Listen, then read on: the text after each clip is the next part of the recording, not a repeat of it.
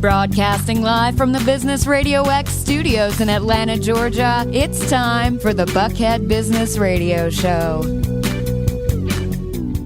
All right, Rich Casanova here, your host for today's episode of Buckhead Business Radio. So meanwhile, we have a couple of guests here joining us in the studio. We're going to be chatting a little bit later in the show with Detra Giles. Welcome to the show. Good morning to you. Good morning to you. And I get your name right? You got I've been it. practicing it all morning in the green room. And yeah.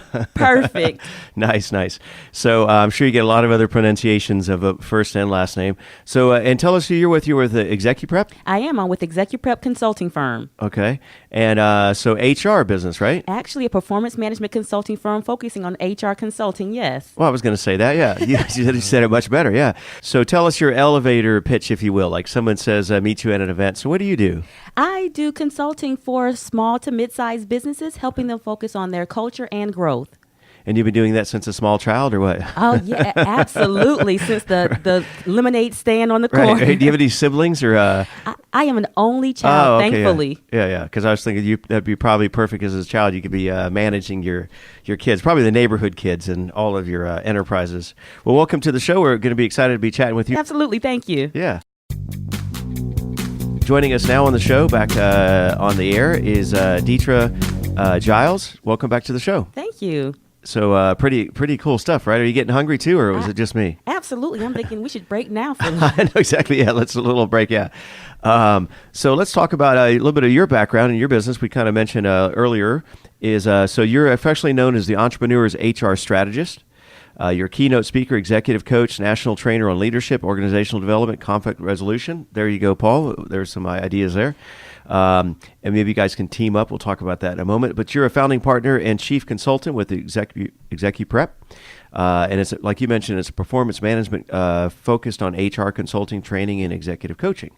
So, and some of your clients or people you've worked with recently or in the past has been MARTA, the CDC, the EPA, all these great initials, the big guys. All right, the Salvation Army. And what's this about Goldman Sachs? Actually, I'm an adjunct faculty for the Goldman Sachs 10,000 Small Business Program. I teach the entrepreneurs, leadership, and organizational development. Wow. Well, kudos and congratulations on that. Thank you. I need every time I read somebody's impressive resume like this, I need to update mine, whatever. We kind of borrow some of your acronyms in here, or yeah. Take them. You're welcome to them. All right. So before we get into your business, tell us a little bit about yourself. Originally from the area here, or what's your backstory? Or, Actually, I'm originally from Miami, Florida. Oh, okay. I was born in Miami. Hey now. moved to Savannah, Georgia to go to high school, and came to Macon at Mercer University. Yay, Mercer Bears. Right, yeah. And then moved to Atlanta and just never left. Okay. Wow. Well, and so before you started this big venture into entrepreneurial HR, what's your background prior to that, or experience? Or it's actually in human resources. Prior to ExecuPrep, my company, I was director of HR over at Emory University, and then prior to that at Georgia State University, worked at State Farm, insurance companies, Allied Automotive, and really got my feet wet in really what HR was from a strategic perspective. Okay. And so talk to us about this new, when did you start this venture, I guess? ExecuPrep has been around since about 2007. Oh, okay. So it's not brand new. You're not a startup, whatever. Yeah. I still consider myself a startup, exactly, but yes. Yeah. Well, at least you're past the pre-revenue stage, right? Yeah. Okay. So talk to us about the idea here, the concept behind Entrepreneurs HR Strategist. Well, the biggest thing is that entrepreneurs, when they start their business, it's really small. It's typically a mom and pop. Right. And as they grow, they start to realize, hey, these people in my company matter just as much as my product or service. And a lot of them have no clue what to do with that. They don't realize that they may be hiring the wrong people. They haven't established a strong culture. And even Tony Shea talks about it. Tony Shea of Zappos talks about how important your culture is to your company. And they realize, wait a minute, I've messed this all up. What do I do? Right. And I help them figure that out. Okay, so you come in and fix it. Oh, yeah, I'm a fix-it person. Nice. Yeah. HRFixit.com. Yes. Yeah. Yeah, that's interesting because we talk a lot about culture, and there's just certain brands that you just immediately go to and associate with just an amazing culture and mission statement and beyond themselves, their project or their widget. But and a lot of times we talked about how important the customer is. there's so much conversation about customer first and the customer's always right. But I mean, correct me if I'm wrong, but just from my perspective, I think you would agree. But a lot of times people put all the focus on the customer, which that does drive your business, sales, but if your employees are not happy, right? If they're not excited, if you're not treating them right, it's not just a ripple effect. That's the first connection they have is with your clients. Absolutely. So it's almost like employees first. I mean, it's right. Absolutely. Yes or yes? Yes, yes, and yes. The problem is, yeah, exactly. Right, yeah. Yes and yes. And the problem with culture is what you mentioned before. Culture is what people pay for. It's the difference between the Ritz-Carlton and the Red Roof Inn. Okay. People wow. are. Nice. It's a bed. It's a floor, it's a shower, and a TV. But they will pay $600 for the culture of the Ritz-Carlton. And the question is your culture one that what you're willing to pay for? Are your clients paying for the culture that you're giving? And that happens with your employees. The cost of turnover is 2.5 times a person's salary. A mid to small size business can't afford that. Wow. Did you know we had the Ritz-Carlton in here or whatever? I did not. We've had him in here twice. One time we had the vice president of global PR for the Ritz-Carlton brand. She sat right here in the studio. She flew in from D.C., and but she covers global. She travels all over the world. But we had the folks in from Ritz-Carlton Atlanta, the Reynolds Plantation, and then, of course, right here in Buckhead. Mm-hmm. And it's just, I mean, what a great analogy from Red Roof to Ritz-Carlton. I mean, very well said and spoken. It's a room with, walls and a door. But what a difference people would pay for the experience, right? And that's what I teach the entrepreneurs. Is your culture worth what you're asking your customer to pay? And that's your employees. You're so right. It starts with your employees. Yeah, and their phrase they repeated throughout the show was they don't call their staff employees or staff or workers. It's ladies and gentlemen. Absolutely. Every morning they're greeted by ladies and gentlemen of Ritz-Carlton. And it just you kind of feel the difference of that's the way you're treated. And when you walk in there as a paying customer, it's a game changer. Yeah. All right. So talked about culture and vision. How many businesses don't really connect those dots? I mean, do you find that prevalent, or you're just nodding your head and rolling your eyes? I guess that's.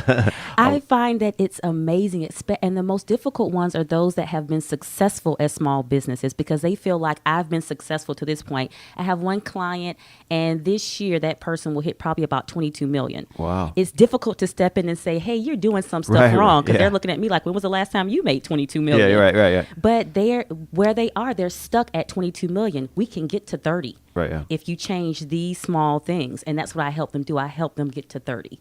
And that's a great point, too, because a lot of times it's a tree in the forest kind of scenario, right? Mm-hmm. You're so, and there's ego involved. I mean, that's a very challenging part of your business, right? But if they're bringing you in, they need to listen to your advice. And that's the difficult part, making sure that they're ready. And I'm that entrepreneur, I'm that small business owner that will turn clients away. And I will say, you know what, you're not ready for this, especially family businesses. I've had to advise one family business, you might have to fire your mom. And that's a hard conversation. You're making this money and she can't be your accountant anymore. You're going to jail. Yeah. And orange is not the new black. Right, exactly. I just saw that recently. Yeah. And you'd send them over to the kitchen and have the chefs fire their mom, whatever. Yeah. So how, we talk about HR, and that's but how are you different from, I guess, every other HR firm out there? I mean, there's a lot of people in that fishbowl. Yeah. Absolutely. The interesting thing about me is I'm not the typical HR person. Right. For example, I have my MBA with a concentration in organizational development, and I also have a green belt in Lean Six Sigma. Whoa. So I look at these things from a very strategic operations and bottom line perspective. At the end of the day, this is about your company growing and making money. How do we do that with your most valuable resources, which are your people? Right. You have a white belt in radio. I don't know if that means anything. I'll play this. Right. So what are some of the crazy things you've seen, consulting with some small businesses? I mean, you could write a book or a reality TV show about it, right? I have written a book. But some of the craziest things I've seen are things that actually aren't funny. They're detrimental to the company. Yeah. One of the biggest things I see is small businesses or mid-sized businesses hiring people as 1099 contractors when they actually should be W-2 employees. And that's a huge problem for them, especially as it relates to taxes, paying into unemployment, and they can get hit hard. Some of them with fines that will basically diminish their business. Yeah. Absolutely. Wow. And they're doing it all wrong. So what's the when is a 1099 appropriate? When is maybe it appropriate to outsource?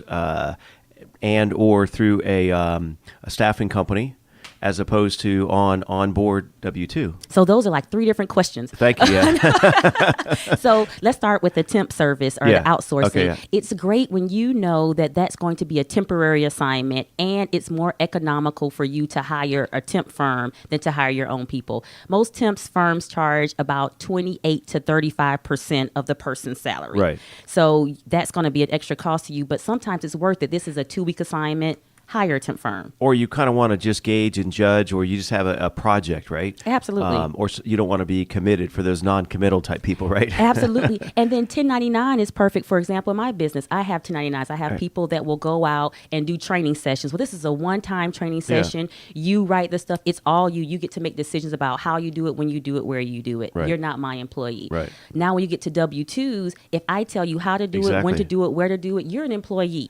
And I have to pay unemployment and all the health care insurances and all of those things that come with an employee. Yeah, because a lot of people think, 1099, and then you're just clear and free. But yeah, if you do tell them, because I had a business in California, and we kind of learned that the hard way, is that everybody was 1099, but then they said, sometime later down the road, retro, you've been telling them where to go, what time to, and a specific task. You're not just saying, get this done. And even location. And what the problem is, people think of the little things like, unemployment. But no, you owe those people anything you would have put in retirement, any health insurances you would have paid, workers' comp, all that stuff you owe. And for a small business, one person for, say, 3 years, that's a lot of money. And to me, but that's where it seems for a startup or a small business. Again, correct me if I'm wrong. I guess it all, the general answer, it always comes down to it depends, right? Mm-hmm. So, but just in general, big picture kind of stuff is that I'm thinking that for a small business, in that case, it's maybe better to reach out to a temp service, right? Because then they cover all of that, right? Are you completely off the table with that, right? Well, it depends. I look at them. See, there's the answer. Right, it depends, right? Because what's your long-term goal? Because ultimately, temp agencies can be expensive. Right, yeah. So you want to look at how does that fit your bottom line, and strategically where are you going with this type of, or this person as an employee. But it probably is a good place to start, especially for small businesses. Yeah, especially for, again, 1 or 2 person operator, small business or startup, and then they can kind of gauge the waters and see what's the expectation of an employee, and then they can potentially then hire the person if it works Absolutely. out, right? Yeah. But what I tell my clients is you need to communicate early and often. That's something, and no matter who they are, even if they are your employee, a temp employee, because most of the problems we have is because people manage with the I hope philosophy. I hope they know they should be on time. Right. I hope they know that document was late. And I hope may have been a great campaign slogan, but it's a horrible management strategy. It does come down to expectations, and if it's not made clear right up front. So what's a typical, what are some typical, not day in the life, but how would you, what are some interactions you have with your clients? Do you go, on site? Do you work one-on-one with the owner? Do you do seminars or coach, the staff, or do they outsource HR needs to you? Yes. I knew you could say that. So, I do all of the above. I start off with the owner, though, because my ultimate goal is to be strategic. HR is a part of your company, and if you're going to move forward, you have to be able to effectively lead your human resources. So I start with the owner, and we do assessments. We're on site assessing what their needs are, and we give them their own tailored strategy. Okay, so again, are there some cases with some clients that you are their HR department? Yes, I have people that will work with me, and typically I don't remain their HR department. It's almost like a temp firm. Right. They'll outsource it for me while I help them build their own internal HR department to meet their needs. Okay. And then in some other cases, do you go in and coach or work with the HR director on site with their firm? Absolutely. I even go in and help them develop leadership programs. One of the biggest things, we talked about it earlier, is there is this huge talent gap. And there is leaders, like, for example, I tell people managers do stuff and leaders do people. And so I teach them how to develop leaders for the next generation of their business. All right. And so we're speaking with Detra Giles and with ExecuPrep. So how would our listeners get in touch with you? They can reach me they can first of all go to the website at www.execuprep, that's EXECUPREP.com. I am Detra Giles on Facebook, Twitter, and LinkedIn. And they Nice. can also email me at dugiles@execuprep.com. Okay, awesome. And so what are some examples, misconceptions, I guess, when about when somebody goes to your website and misunderstanding your services, or they call you and you're like, no, we don't do that, or right? The biggest misconception is that all HR is hiring and firing. Okay. Everyone calls me and says, It's "Can you not? can you get me a job and can you help me fire this person?" And I really have to back them up and say, exactly what you need. Even when they call and say, "Can you help me hire someone?" My first question is, do you really need to hire someone? I was talking today about a client that came in and said, "I need to hire a CPA." And I thought, no, you just need to go out and find a CPA to do this work, but you'll have this employee later on that you don't need. Right, yeah. Yeah, so that's the biggest thing is, okay, you're just going to help me hire and fire people. Right. And what do you most enjoy about your job, your position now? I enjoy seeing the results when I can have a company come back to me and say, you know what, last year, because of what you did, you saved us $100,000. Right. I love it. When I see them hire someone, every time I see the unemployment numbers go down, Right. I'm like, that was me. Exactly. Nice. Take credit for that. Yeah.